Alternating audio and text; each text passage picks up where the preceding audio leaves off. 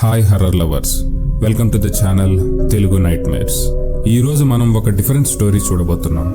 మనమందరం చిన్నప్పటి నుంచి ouija board, seance, bloody Mary, cross road ritual, ఇలా దయ్యాల్ని సమ్మనింగ్ చేసే రిచువల్స్ చాలానే వినుంటాం. అలాగే 2010-11 సమయంలో ఎలివేటర్ గేమ్ లేదా ఎలివేటర్ రిచువల్ అనేది కొరియా, జపాన్ ఇంటర్నెట్లో ఒక సంచలనంగా మారింది.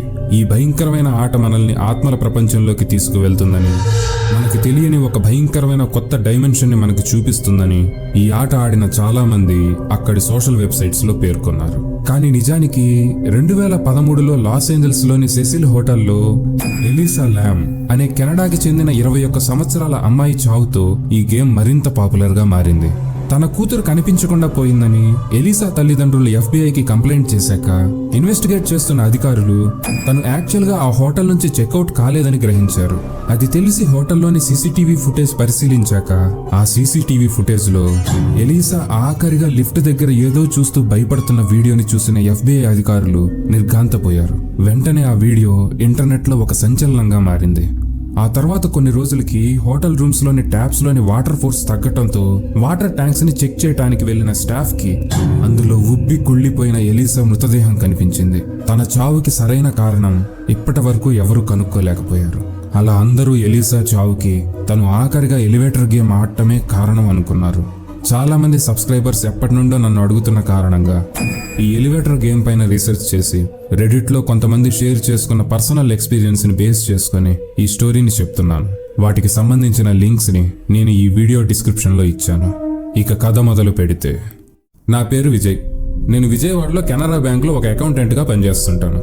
ఉదయాన్నే లేచి రెడీ అవటం, అలా బ్యాంక్కి పోయి సాయంత్రం దాకా ఒకటే సీట్లో కూర్చొని పనిచేయటం, తిరిగి వచ్చి రాత్రి పడుకునేదాకా నెట్ఫ్లిక్స్, ప్రైమ్ లాంటి OTTల్లో సినిమాలు చూడటం. ఇది నా రొటీన్ లైఫ్. వినడానికి చాలా బోరింగ్గా ఉంది కదూ. ఈ బోరింగ్ లైఫ్లో నేను లైవ్లీగా, కాస్త క్రియేటివ్గా ఫీల్ అయ్యేది కేవలం నేను స్టోరీలు రాసేటప్పుడే. నిజానికి నా ఫ్రెండ్ సందీప్ యూట్యూబ్లో షార్ట్ ఫిల్మ్స్ తీస్తుంటాడు. వాడు తీసే షార్ట్ ఫిల్మ్స్కి నేను స్టోరీలు రాయటంలో హెల్ప్ చేస్తుంటాను. నాకు తెలిసి మా సందీప్ గారు ఏదో ఒక రోజు మూవీ డైరెక్టర్ సందీప్ రెడ్డి వంగ అంత తోడు అవుతాడని, అలా అయితే అప్పుడు మూవీస్కి కూడా నేనే స్క్రిప్ట్ రాసే అవకాశం వస్తుందని నా ఆశ. అలాంటిది ఒకరోజు సాయంత్రం వాడు నన్ను కాఫీ షాప్కి పిలిచి, ఒరే నెక్స్ట్ ఒక హారర్ షార్ట్ ఫిల్మ్ తీద్దాం అనుకుంటున్నాను, ఏదైనా హారర్ రిచువల్ లేదా అర్బన్ లెజెండ్ లాంటి వాటిపైన ఏదైనా స్టోరీ క్రియేట్ చేయి అని చెప్పాడు.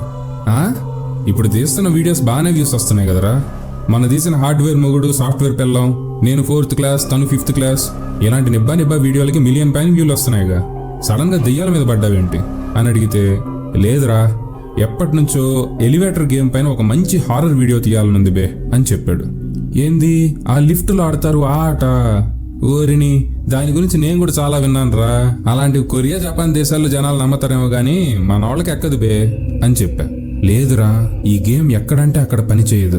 కేవలం డార్క్ పాస్ట్, ఏదైనా భయంకరమైన చావులు లేదా యాక్సిడెంట్లు లాంటివి జరిగిన బిల్డింగ్స్ లోనే పనిచేస్తుంది. అలాంటి బిల్డింగ్స్ లో ముఖ్యంగా లిఫ్ట్ ప్రమాదాలు లాంటివి ఎక్కువగా జరుగుతూ ఉంటాయి. అలా ఆ బిల్డింగ్స్ ని ఐడెంటిఫై చేయొచ్చు అని చెప్పాడు. నువ్వెంత చెప్పినా నాకు ఎక్కట్లేదురా.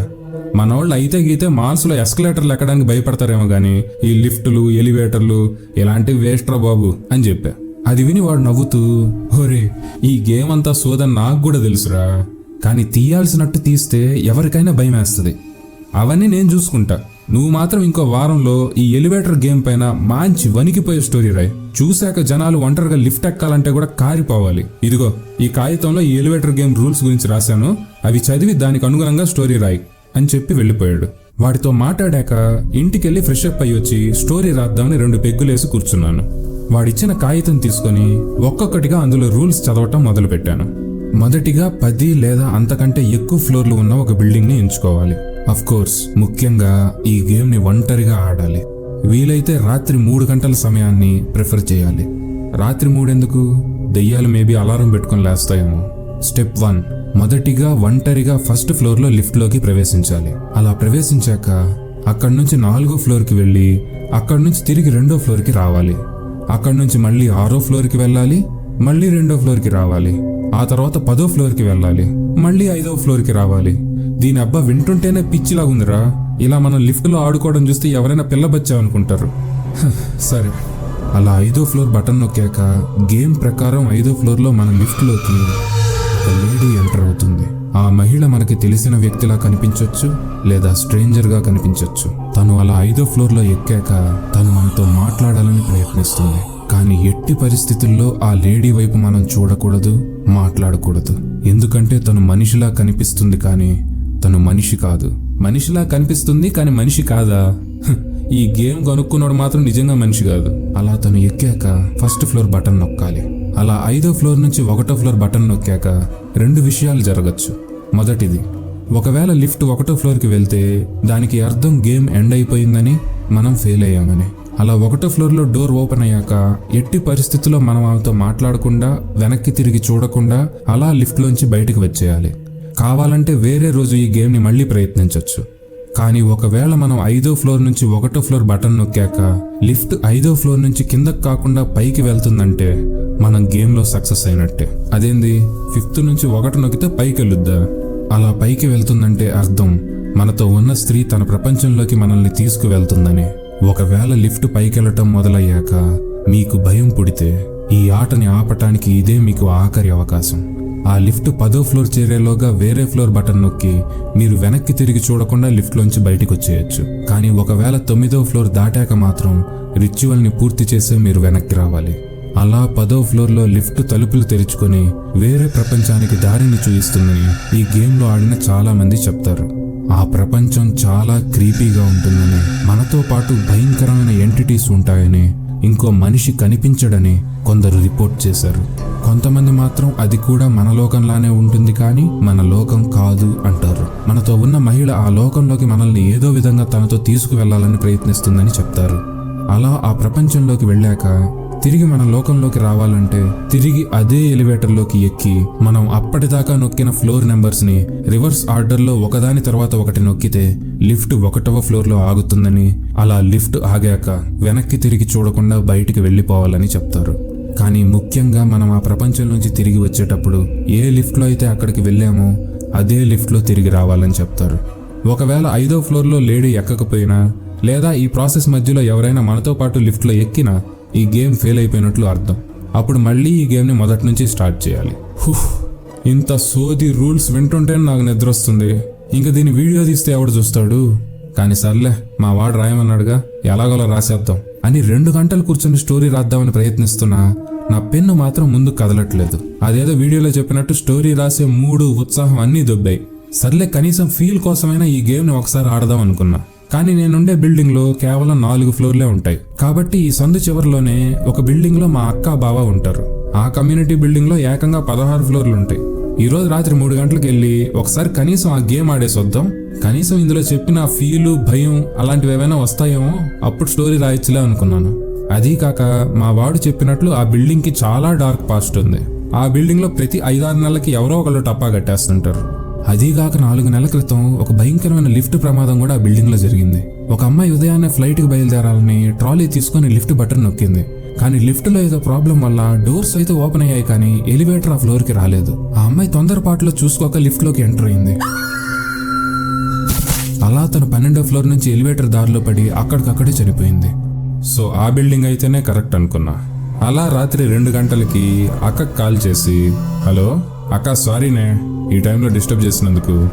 ఏం లేదు, నైట్ ఫ్రెండ్ బర్త్డే పార్టీ ఉంటే దానికి వెళ్ళొచ్చానే, కానీ వచ్చి చూస్తే ఫ్లాట్కి తాళాలు కనిపించట్లేదు. సో ఈ రాత్రికి ఫ్లాట్లో పడుకునే ఛాన్స్ ఏమన్నా ఉందా, బావని అడిగి చెప్తావా అని అడిగాను. దానికి మా అక్క, లేదురా చాలా కష్టం, ఒక పని చెయ్యి, ఈ వీధి చివరిలో ఒక గుడి ఉంది కదా, ఆ గుడి మెట్ల పైన పడుకో వేదవా. 2 నెలల నుంచి ఎన్నిసార్లు పిలుచుంటా, ఒక్కసారైనా వచ్చావా, మళ్ళీ పర్మిషన్లు అడుగుతున్నాడు చూడు, మూసుకొని నేరుగా ఫ్లాట్కి వచ్చేయి, గెస్ట్ బెడ్రూమ్ రెడీ చేసి పెడతా అని చెప్పి పెట్టేసింది. అలా రాత్రి 2 గంటలకి ఫ్లాట్కి వెళ్ళి అక్కకి, బావకి హాయ్ చెప్పి గెస్ట్ బెడ్రూమ్లోకి వెళ్ళి 3 దాకా వెయిట్ చేశాను. సరిగ్గా రాత్రి 3 గంటలకి ఫ్లాట్లో నుంచి చప్పుడు చేయకుండా బయటకు వచ్చాను. అలా కారిడార్లో నడుచుకుంటూ మెట్ల పైనుంచి 1st ఫ్లోర్కి దిగుతూ ఉన్నాను. నిజానికి పెయింట్ లేక ఇక్కడ లైట్లు సరిగ్గా పనిచేయకో తెలియదు కానీ వీళ్ళ బిల్డింగ్లో స్టేర్ కేసులో ఇలా రాత్రిపూట 3 గంటలకి కిందకి దిగుతుంటే మామూలుగానే నాకు తడిచిపోయింది. మా వాడికి ఎలివేటర్ గేమ్ కంటే ఈ స్టెప్స్ గేమ్ అనో ఏదో ఒకటి తీసుకోమని చెప్దాం అనుకున్నాను. ఫైనల్గా అలా 1st ఫ్లోర్లో ఎలివేటర్లోకి ఎంటర్ అయ్యాను. గేమ్లో చెప్పినట్లు 1st ఫ్లోర్లోకి ఎంటర్ అయ్యాక మొదటిగా 4th ఫ్లోర్ నొక్కాను. మెయింటెనెన్స్ లేకో ఏమో కానీ లిఫ్ట్ ఒక షేర్ ఆటో లాగా తెగ పురుట్ నొప్పులు పడుతూ నెమ్మదిగా పైకి పోతుంది. 4th ఫ్లోర్ నుంచి నెక్స్ట్ 2nd ఫ్లోర్కి, ఆ తర్వాత 6th ఫ్లోర్కి, తర్వాత మళ్ళీ 2nd ఫ్లోర్కి, ఈసారి ఏకంగా 10వ ఫ్లోర్కి. ఊరి నాయన, ఈ ఎద్దల బండి లిఫ్ట్లో 10వ ఫ్లోర్ పోయేసరికి నా గేమ్ పైన పూర్తిగా విసుగొచ్చింది. సరిపోయారు. సంధ్య, జీవన్ అమర ప్రేమికుల్లాగుంది. లిఫ్టులు కూడా వదలట్లేదు. అలా 10వ ఫ్లోర్ చేరాక ఫైనల్గా ఈ గేమ్లో most critical part 5th floor button నొక్కాను. ఓకే, లెక్క ప్రకారం ఇప్పుడు ఒక లేడీ ఎంటర్ అవుతుంది కదా, చలో నీట్గా రెడీ అవుతా, లేకపోతే నన్ను ఆ లోకానికి తీసుకెళ్ళదేమో. ఎక్స్పెక్ట్ చేసినట్టు ఎవ్వరూ ఎక్కలేదు. పరమ సోది గేమ్, అట్లీస్ట్ ఫీల్ కూడా లేదు.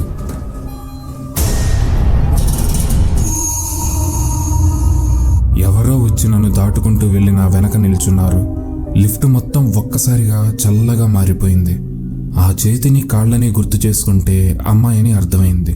కానీ ఈ టైంలో ఏ అమ్మాయి అయినా, అది చెప్పులు కూడా లేకుండా ఎందుకు ఎక్కుతుంది? కొంప తీసి గేమ్ ప్రకారం 5th ఫ్లోర్లో లిఫ్ట్లోకి ఎంటర్ అయ్యే మహిళ ఈమెనా అని ఆలోచిస్తూ తన వైపు చూడకుండా కిందకు చూస్తూ ఉండిపోయాను. తను ఎక్కి 2 నిమిషాలైనా ఏమీ మాట్లాడకుండా నిశ్శబ్దంగా ఉంది. నేను ఆ స్త్రీ ఆ లిఫ్టులో అలా 5th ఫ్లోర్లోనే ఉండిపోయాం.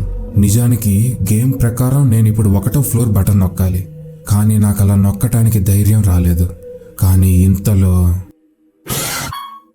అలా అది 1వ ఫ్లోర్ బటన్ నొక్కాక లిఫ్ట్ నెమ్మదిగా కిందకి రావటం స్టార్ట్ అయింది. నా వెనకున్న మహిళ చిన్నగా నవ్వుతున్నట్లు నాకు అనిపించింది.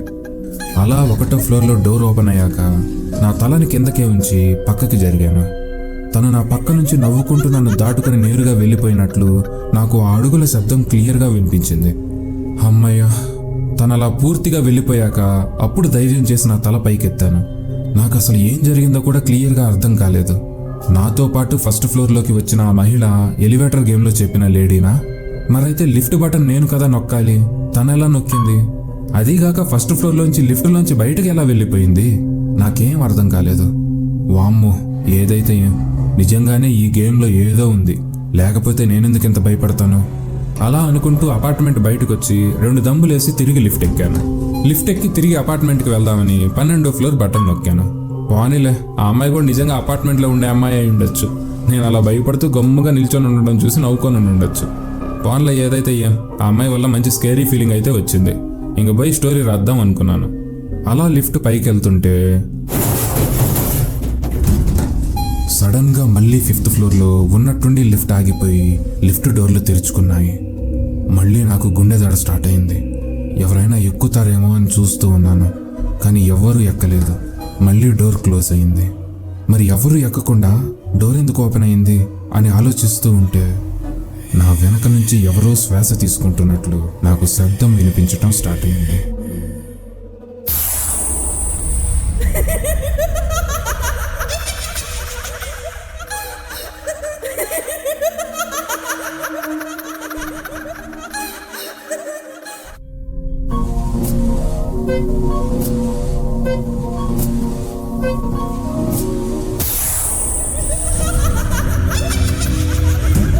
అలా 10వ ఫ్లోర్లో లిఫ్ట్ డోర్ ఓపెన్ అవ్వగానే ఆ మహిళ నన్ను ముందుకు నెట్టింది. ఆ మహిళ నా వెనక రావడం చూశాక నేను అపార్ట్మెంట్ హాల్వేలో పరిగెడుతూ కనిపించిన డోర్లల్లో కొట్టడం మొదలుపెట్టాను. కానీ ఎవరూ తలుపులు తెరవట్లేదు. ఆ మహిళ మాత్రం నా వెనకే వస్తుంది. ఇంతలో నా ఎదురుగా ఉన్న కొన్ని ఫ్లాట్ల డోర్లు ఓపెన్ చేసి ఉండటం గమనించాను. అలా లోపలికి చూస్తే దాంతో నేను ఈ గేమ్లో చెప్పిన వేరే ప్రపంచంలోకి వచ్చానని నాకు అర్థమైంది. ఇక్కడ నుంచి నేను తిరిగి బయటపడాలంటే ఆ లిఫ్ట్లోకి ఎక్కి నెంబర్స్ని రివర్స్లో నొక్కాలి. దానికోసం నేను ఆ లిఫ్ట్ దగ్గరికి వచ్చి బటన్ నొక్కాను.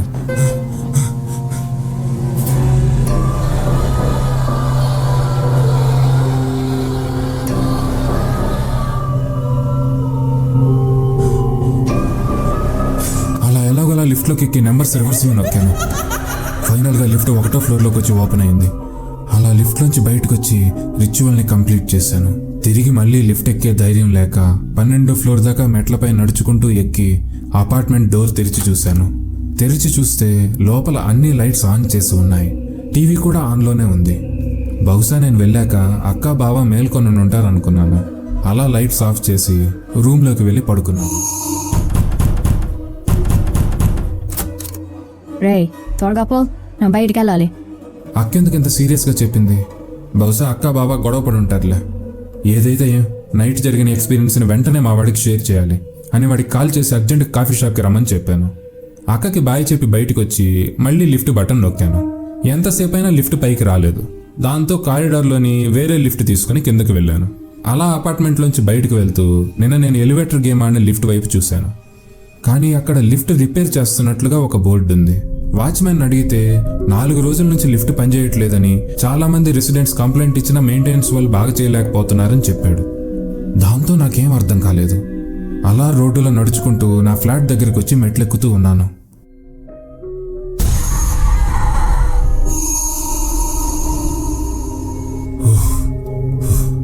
నాకు పదే పదే ఎందుకు ఇలాంటి హాలుసినేషన్స్ వస్తున్నాయో, ఎందుకు ఇలాంటి ఆకారాలు కనిపిస్తున్నాయో నాకు అర్థం కావట్లేదు. అలా ఫ్రెష్ అప్ అయ్యి కాఫీ షాప్కి వచ్చాను. వచ్చి నా ఫ్రెండ్ని కలిసి, రే సందీప్, నిన్న రాత్రి స్టోరీ రాద్దామని కూర్చున్నాను రా. ఎంతసేపు కూర్చున్నా రాసే మూడ్ రాక ఒకసారి ఆ ఎలివేటర్ గేమ్ ఆడదాం అనుకున్నాను రా. రాత్రి 3ంటికి మా అక్కోళ్ళ బిల్డింగ్కి వెళ్ళి ఆ గేమ్ ఆడాను. నాకెందుకో నేను ఆ వేరే లోకంలో స్టక్ అయిపోయానేమో అని డౌట్ వస్తుందిరా. ఆ గేమ్ ఆడిన దగ్గర నుంచి నాకేవేవో ఆకారాలు కనిపిస్తున్నాయి. నాతో మంచిగా మాట్లాడే అక్కా బావ కూడా ఆ గేమ్ ఆడాక ఎందుకో డిఫరెంట్గా బిహేవ్ చేస్తున్నారా. అసలేమై ఉంటుంది?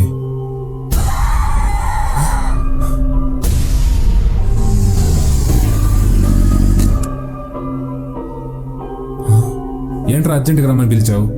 రే, నీకో విషయం చెప్తాను, ప్లీజ్ రా. వద్దురా, ఆ గేమ్ పైన స్టోరీ తీయకురా. దీని గురించి ఎక్కువ మందికి తెలియటం మంచిది కాదు.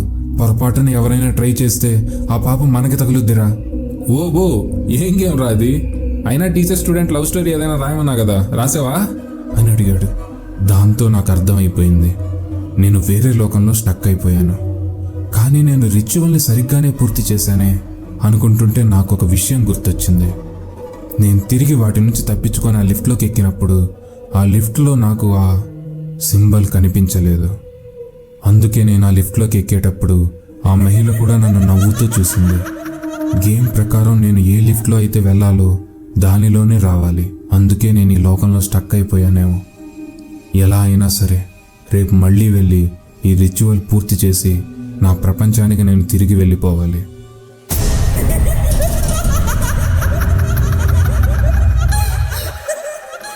ఒకవేళ మీకు ఈ ఎలివేటర్ గేమ్ గురించి మరిన్ని విషయాలు తెలియాలనుకుంటే వాటికి సంబంధించిన లింక్స్ని నేను డిస్క్రిప్షన్లో ఇచ్చాను. అలాగే ఎలీసా ల్యామ్ కనబడకుండా పోయిన విషయం గురించి మీకు ఇంకా తెలియాలనుకుంటే నెట్ఫ్లిక్స్లోని crime scene the vanishing at Cecil hotel అనే డాక్యుమెంటరీ చూడండి. ఒకవేళ మీకు ఈ స్టోరీ నచ్చుంటే నచ్చింది అని కామెంట్ చేయండి. మరో పీడకలతో మళ్ళీ శుక్రవారం కలుసుకుందాం. ఈ వీడియో చూసినందుకు ధన్యవాదాలు. Thank you.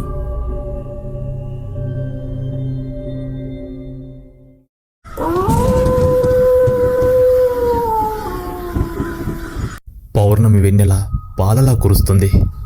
ఊరుకు దూరంగా మొక్కజొన్న చేను మధ్యలో రమ్య, వీరేష్ ఒకరి కళ్ళలోకి ఒకరి కళ్ళు పెట్టుకొని చూస్తూ ఉన్నారు. వాళ్ళ ఏకాంత ఆనందానికి ఆ రోజు ఆ మొక్కజొన్న చేను మొత్తం ఎర్రటి రక్తపు వాసన వస్తుంది. అది భయంకరమైన పగకు నాంది. విధి ఆడిన వింత నాటకంలో ఆ రోజు వాళ్ళిద్దరూ ప్రాణాలనే కోల్పోయారు. అసలు ఏం జరిగిందో తెలుసుకోవాలంటే ఈ స్టోరీని మీరు స్కిప్ చేయకుండా చివరిదాకా చూడండి. గా ఊరు పేరు ఎద్దులపురం. వీరేష్ అంటే గా ఊర్లో గట్టి పిండం. గా వీరేష్కు 5 ఎకరాల పొలం ఉంది. కండలు తిరిగిన ఆజానుబావుడు, గుండె నిండా ధైర్యం. గా ఊరు వాళ్ళతో అందరితో మంచిగా ఉండేవాడు. అయితే గదే ఊరికి చెందిన సోమిరెడ్డి దొరబిడ్డను ప్రేమించిండు. గామెని ప్రాణకన్నా ఎక్కువగానే చూసుకుంటాడు. రమ్య కూడా గాని చూసి పడి చచ్చిపోతుంది. వీళ్ళిద్దరు ఊరు వాళ్ళకి ఎవ్వరికి అనుమానం రాకుండా, గా దొరగానికి తెలియకుండా గా వీరేష్ గాని పొలంలోనే అర్ధరాత్రి పూట కలుసుకునేటోళ్ళు. లోకమంతా రమ్యని దొరసాని మొక్కుతారు. కానీ వీరేష్ గడు మాత్రం గా చేన్లో కలుసుకున్నప్పుడల్లా ముద్దుగా దొరసాని అని పిలుచుకునేటోడు. గా పిలుపు ఈయన దొరసాని ముసిముసి నవ్వేది. గిట్ల వీళ్ళు పొద్దులు గడుపుతూనే ఉన్నారు. ఎవరికి కూడా గిల విషయం తెలియదు. గా దొరకు తెలిసిందంటే బాగా గొడవనే అవుతుంది. గా విషయం పట్లనే వీళ్ళిద్దరికి ఆలోచన వస్తుంది. గిట్ల ఎన్ని రోజులని దొంగతనంగా కలుసుకుందాం వీరేష్ అని గా దొరసాని అడుగుతూ ఉంటే, గప్పుడు వీరేష్ గారు, దొరసానమ్మ నువ్వేం భయపడక, ఒకరోజు వస్తుంది మీ అయ్యతో మాట్లాడతా, మన ఇద్దరు ప్రేమను గెలిపించుకుంటా, నువ్వు పికర్ చేయకు అని గట్లా ధైర్యం చెప్తాడు. అయితే ఒకరోజు గా దొర ఇంట్లో గా దొరసానికి పెళ్లి సూపులు వచ్చాయి. గా విషయం అయ్యి వీరేష్ గారికి చెప్పాలని గా దొరసాని ఎప్పట్లాగే అర్ధరాత్రి పూట వీరేష్ గడి పొలం దగ్గరికి పోతుంది. గట్ల పోయి వీరేష్ గారిని చూసి ఏడుస్తూనే ఉంటుంది. గది చూసిన వీరేష్, ఏమైంది దొరసని గట్లా ఎందుకు ఏడుస్తున్నావు, ఏం జరిగింది చెప్పరాదే అని అడుగుతాడు.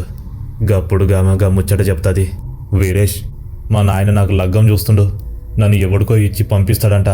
గది నా వల్ల కాదు, మనం ఇప్పుడే లేచిపోతాం పదా, లేదా నిన్ను వదులుకొని నేను బతకలేను వీరేష్ అని ఏడుస్తుంటుంది దొరసానమ్మ.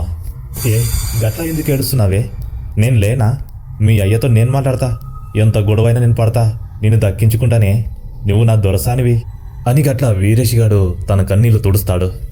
లేదు వీరేష్, నీకు మా అయ్య సంగతి తెలియదు, కోపం ఎక్కువ, గిట్ల మన విషయం కూడా తెలిస్తే నీకు ఏం జరుగుతుందని భయం వేస్తుంది అని ఏడుస్తుంటుంది. ఓ గంత దానికి ఏడుస్తున్నావా, ఎలాగో ఒకరోజు మనం ఇద్దరం బయట పడాల్సిందే కదా దొరసనమ్మా, గట్లా ఎందుకు ఏడుస్తావు, ఈ వీరేష్ గాడు ఒంటి చేత్తోటి 100 మందైనా కొడతాడు, నువ్వేం భయపడక అని ఇంకా దగ్గర తీసుకుంటాడు. గది కాదు ముచ్చట వీరేష్, నీకు తెలియదు, గా ఇంట్లో నేను ఉంటాను కాబట్టి నేను చెప్పేది నువ్వు వినాలి. ఈ రాత్రికే మనం ఇద్దరం ఒక్కటవుదాం, గట్ల ఒక్కటైతే సచ్చినట్టు నీకే ఇచ్చి పెళ్లి చేస్తారు, గప్పుడు ఈ పరువులు బిరువులు ఏముండవు కదా, నువ్వు కాదనకు, నువ్వు దక్కకపోతే నేను గీనే చచ్చిపోతా అని ఇంకా వీరేష్ని బలవంతంగా ఒప్పిస్తుంది. ఏం మాట్లాడతావు దొరసనమ్మా, ఇప్పుడు గా పని చేస్తే అసలు నేను ప్రేమించిన దానికి అర్థమేముంది అంటే, గదేంటి వీరేష్ గట్లా అంటావు, ఇప్పటి వరకు ఎవ్వరికి తెలియకుండా గుట్టు సప్పుడు కాకుండా కలుసుకుంటున్నాం, ఈ విషయం కూడా ఎవరికైనా తెలిస్తే బాగోదు, కొన్ని రోజులు గడిస్తే ఎలాగో ఈ విషయం బయటపడుతుంది, గప్పుడు సచ్చినట్టు నీకే పెళ్లి చేస్తారు, కాదనకయ్యా అని అంటది. గా రోజు నిండు పౌర్ణమి వెన్నెల, ఆకాశంలో ఉన్న చంద్రుడు తొంగి తొంగి చూస్తుండు. ఈ రోజు వరకు మనం ప్రేమికులం, ఇప్పటి నుంచి నువ్వే నా మొగుడివి, నేనే నీవి ఆలిని అని ఇద్దరు గా పౌర్ణమి వెన్నెల రాత్రుల గా పొలంలో వేసిన మంచం పైన ఇద్దరు ఒకటైండ్రు. కానీ గా రోజు వీరేష్ రమ్య గా పొలంలా మాట్లాడుకుంటూ ఉంటే గా విషయాన్ని ఎవడో గమనించి దొర చెవులో ఊదుతాడు. గప్పుడు దొరకు విపరీతమైన కోపం వస్తుంది. గప్పుడే దొర వేట కొడవలు తీసుకొని దొర గల మనుషులతో కలిసి కోపం మీద ఊగుతూ గా పొలం కాడికి పోతూ ఉండ్రు. గట్ల పోయి గాలని గాడ చూస్తాడు. చూసినప్పుడు ఒక దొరగడు, రే వీరేష్గా, ఎంత పనిచేసావురా కొడక, నా బిడ్డని చెరపడతావా అంటూ దుర్భాషలాడతాడు. గా నోరు వినబడగానే వీరేష్ రమ్య మంచంపై నుంచి లేస్తారు. రమ్య చాలా భయపడుతుంది. ఏందే గబ్బుదానా, గీడితో గీడ గులుగుతున్నావా అంటూ కోపంగా చూసిండు. గప్పుడు రమ్య, నాయనా వీరిగాడంటే నాకు చాలా ఇష్టం, పెళ్ళంటి చేసుకుని గాని చేసుకుంటా, గానికిచ్చి లగ్గం చెయ్యుండ్రే అని వేడుకుంటుంది. కోపంగా చూసిన దొరగాడు రమ్యని గట్టి ఆ చెంపపైన కొడతాడు. రమ్య కింద పడుతుంది. గాని తలకాయ 2 ముక్కలు చేయండిరా, ఈ నా కొడుకు చేస్తే నా బిడ్డని వేరే వనికిచ్చి పెళ్లి చేస్తా అని ఊగిపోతుండు. గట్లా అనగాని దొర మనుషులందరూ వేట కొడవన్లు పట్టుకొని వీరిగాడిని చుట్టుముట్టారు. వీరిగాడు ఒక్కడే ఉన్నా గాని సింహంలా కనబడుతున్నాడు. ఒక్కొక్కరిని గుద్దుకు కింద పాడేస్తుండు. గట్లా అందరిని కొడుతూ ఉంటే దొరగానికి విపరీతమైన కోపం వస్తుంది. రే దొర, నీ అహంకారం ఇంకా తగ్గుతుంది, నీ బిడ్డ నా దొరసాని పెళ్లి చేసుకోవడానికి నా ప్రాణమైన ఇస్తాను రా దొర అంటూ అడ్డు వచ్చిన వాళ్ళని కొడుతూనే ఉంటాడు. గట్ల ఒక్కసారికి 10 మంది వీరేష్ గాని పట్టుకోగానే గా దొరగాడు గానే ఉన్న వేట కొడవలు తీసుకొని వీరిగాని మెడను ఒక్కసారిగా నరికేస్తాడు. ఆ కత్తి కాటుకు వీరిగాని మెడ నుంచి రక్తం కారుతూ ఉంది. అప్పుడే దొరసాని అని గట్టిగా అరుస్తాడు. గట్ల ఇంకా అరిసి కింద పడిపోతాడు. గది చూసిన రమ్య గట్టిగా ఏడుస్తూ వీరిగాని తన ఒళ్ళో పడుకోబెట్టుకొని పిచ్చి పిచ్చిగా ఏడుస్తుంది. చివరిగా రమ్యని చూసి వీరిగాడు ప్రాణం వదులుతాడు. గది చూసిన దొరగాడు ఆ దొర మనుషులు నవ్వుతారు. గిట్లనే జరుగుతుంది బిడ్డా, నిన్ను ఎవడైనా చూసినా ఏమైనా చేసినా వానికి గిదే కత్తి పడుతుంది, ఇప్పుడు నీ అయ్య చెప్పినట్టే వినాలి నువ్వు అని గట్టిగా అరుస్తాడు. గప్పుడుగా దొరసానికి కోపం నశాలానికి చేరింది. తండ్రి వైపుకు పగతో చూస్తుంది. ఈ వీరిగాడు లేని లోకంలో నేనెట్లా బతాననుకున్నావు అయ్యా, అస్సలు బ్రతక, గాడే నా ప్రాణం, గాడే నా మొగుడు, గాడి నేను ఒక్కటయ్యాం, గాంతోటే నా బొంద పెట్టాలి. గానే ఉన్న ఒక కత్తి తీసుకొని రమ్య తండ్రి చూస్తూ ఉండగానే గొంతు కోసుకుంటది. బాగా తెగిపోతుంది. గది చూసిన వాళ్ళందరూ కాపాడలేకపోతారు. గా దొరగాడు కూడా ఏం చేయలేకపోతాడు. చూస్తూ ఉండగానే రమ్య కూడా వీరిగన్ పైన పడి ప్రాణాలను కోల్పోతుంది. ఆకాశం అంతా నల్లగా మారిపోతుంది. గా సందమామ కూడా మేఘాల సాటున దావుకుంటాడు. గల రక్తమంతా గా సేని చుట్టూ చేరుకుంటది. అంతా రక్తపు వాసన. గా రోజు గల ఊపిరిగా గాలిలో కలిసిపోయింది. ఇది జరిగిన కొన్ని రోజులకు దొరగాని ఇంట్లో సీన్లు చిత్రంగా మారుతున్నాయి. అర్ధరాత్రి పూట దొర ఇంట్లో పడుకుంటే ఎవరో గుండెల మీద కూర్చున్నట్టుగా ఒళ్ళంతా బరువెక్కినట్టుగా అనిపిస్తుంది. ఇంకా గా సేన్లో ఎవరో దొరసానని పిలుస్తున్నట్టుగా శబ్దాలు వస్తాయి. గిట్లా ప్రతిరోజు దొరగానికి ఇంకా నిద్ర పట్టదు. ఎప్పుడు పడుకున్నా గాని బిడ్డ దొరసాని కలలోకి వచ్చి, తప్పు చేసావు నాయనా, నా వీరిగాని నాకు లేకుండా చేశావు, వదలా అంటూ భయంకరంగా కలలోకి వచ్చేది. ఒకరోజు దొరగాని మనుషులు వేరే ఊరికెళ్ళి గా రాత్రిపూట వస్తూ ఉంటారు. గట్ల వస్తున్నప్పుడు బండి ముందల దొర మనుషులు పోతూ ఉండ్రు. గా బండిలో కూర్చున్న దొరగాడు గా వెనకకు చూస్తాడు. గట్ల చూస్తున్నప్పుడు 2 ఆకారాలు గాల్లో నల్లటి ఆకారాలుగా మారి బండి వెనకాల పడుతూ ఉన్నాయి. చాలా భయంకరంగా ఉన్నాయి. అవి ఒక్కసారికి దొర బండికాడికి వచ్చి మాయమైపోయాయి. దొర గట్టిగా అరిచిండు. గట్లా గట్టిగా అరిసి చూసేసరికి ఎవరు లేరు. గప్పుడేగా ముందలున్నాలని, రే వెనుకకొచ్చి కూడా ఉండండిరా అని అనగానే ముంగల ఉన్న కొంతమంది వెనుకకొచ్చి ఉండ్రు. గట్లా ఇంకా గా రోజు ఇంటికి చేరుకున్నాడు. కానీ గప్పటి నుంచి ఇంకా పగ తారాస్థాయికి చేరింది. ఎవరెవరైతే గా రాత్రి వీరిగాడి రమ్య సావుకు కారణమయ్యారో గాళ్ళందరిపైన ఇంకా ఆ 2 దయ్యాలుగా మారి పగ తీర్చుకుంటూ ఉన్నారు. చూస్తూ ఉండగానే ఒక్కొక్కరిని ఊరు పొలిమేరలో చంపివేశారు.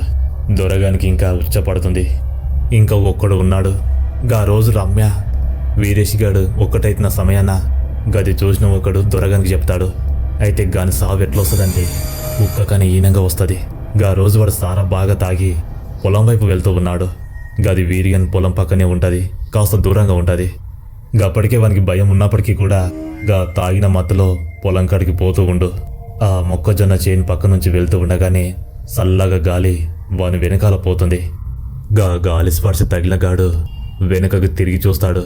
గాడ ఎవ్వరూ ఉండరు. గా మొక్కజొన్న చేను దాటుకొని గాని పొలాలకు చేరుకుంటాడు. గట్ల పోయి గాని కుట్ట ముందలా పడుకుంటాడు. గాడు గట్ల ఒక కట్టె మంచం మీద పడుకొని తాగిన మత్తులో ఏవేవో పాటలు పాడుకుంటూ జోర్దారుగా ఉన్నాడు. బాగా చీకటి పడింది. దూరంగా కుక్కలు ఏడుస్తూ ఉన్నాయి. పొలమంతా చల్లటి గాలి. గప్పుడే వీరిగాడు రమ్య భయంకరమైన రూపాలుగా మారి వాని ముందు ప్రత్యక్షమయ్యారు.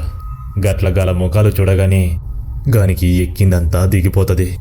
వద్దు వద్దు నన్ను ఏం చేయకండ్రి అని మొత్తుకుంటాడు. గప్పుడు వీరిగానికి కోపం బాగా వస్తుంది.